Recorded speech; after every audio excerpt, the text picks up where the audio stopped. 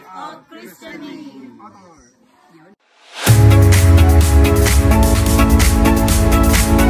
So what's up again mga kabeshi? For today's video is another inspiring story na naman ang ating masasaksihan.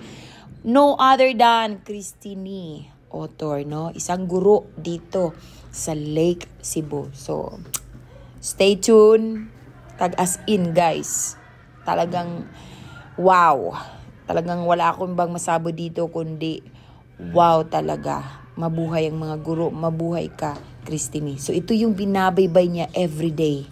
So inganit diri guys. So habang binabaybay namin itong daan na to papunta sa paaralan kung saan siya nagtuturo, ito nga po ang aking nasaksihan. So ang dami naming lakad kaysa sa sakay, ano? So magdagbaklay nami guys. Walking. Layo pa ni Teng. Wala. Ano ko nga doon Wala. Dagan pa kung baklay kisa kung sakay. Oh? Kanya magtulak sa motor. O pagtugag ano, pagbasa. Ngani, dili naman ni maagi ano, grabe naman ni kalapok kung maulan. Alak. So ganito ang buhay ng aking sis-in-law na teacher, no? Makapagturo lang, grabe. So bumaba kami guys sa motorsiklo gawa nga ng hindi talaga makaakit, oh. Hindi kami pwede dyan, oh. So kailangan Be, paano pag naulan? Live. Dili pwede ano. So ang motor Tulak, dili tulak. magtulak. Oo, para nakita ko to sa video mo eh. Tulak nga tilisiri-siri oh. Tulak teriseri ito dito. Tulak tiri na diri-siri. Diri. Grabe guys, oh sana mapansin ito ng ano, no? Dili ni siya mapuslan pag mag-ulan. Grabe. Dili ka slide oh, walay bato. Tapos yung lupa guys, parang clay. Kaya pag naulan ito, grabe din.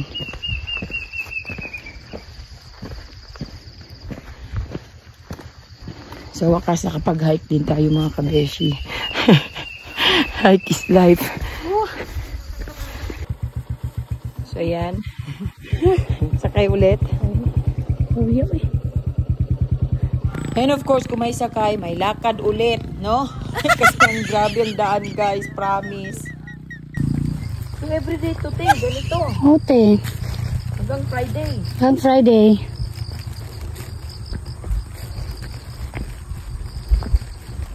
Grabe, no?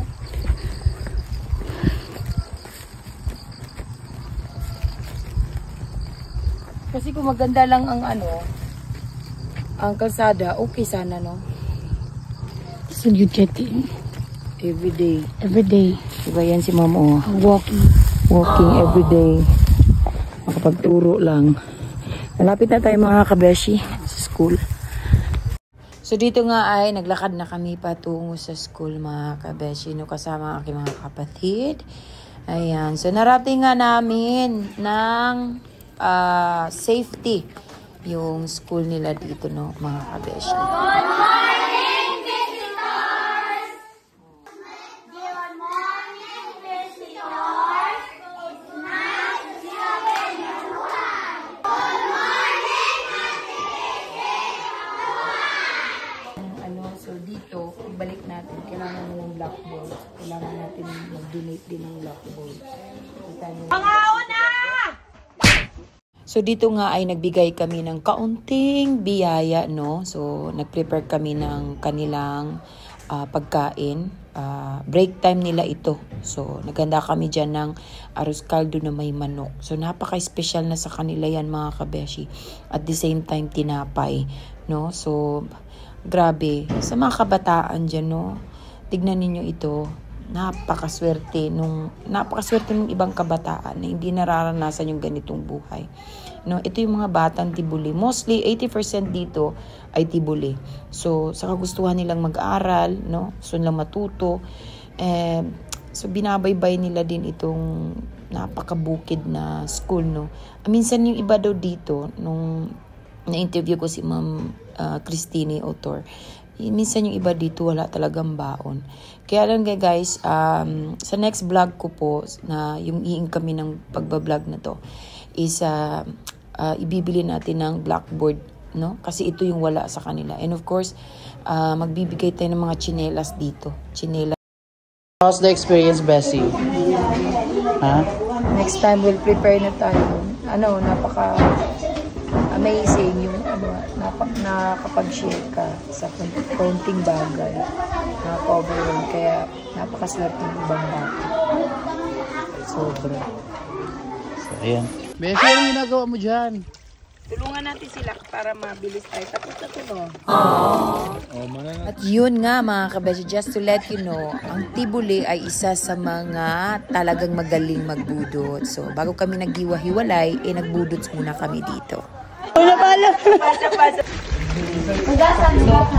Mabalik si Aki Besi ninyo bago mag-ano si Mami no? Tapos siya so, mabalik ko sa inyo.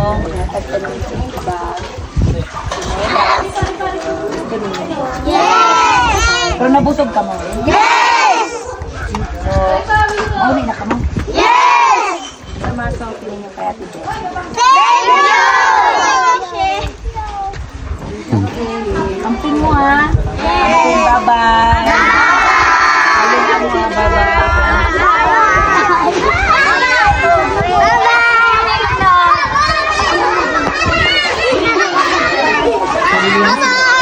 Bye! Dito tuloy ka na.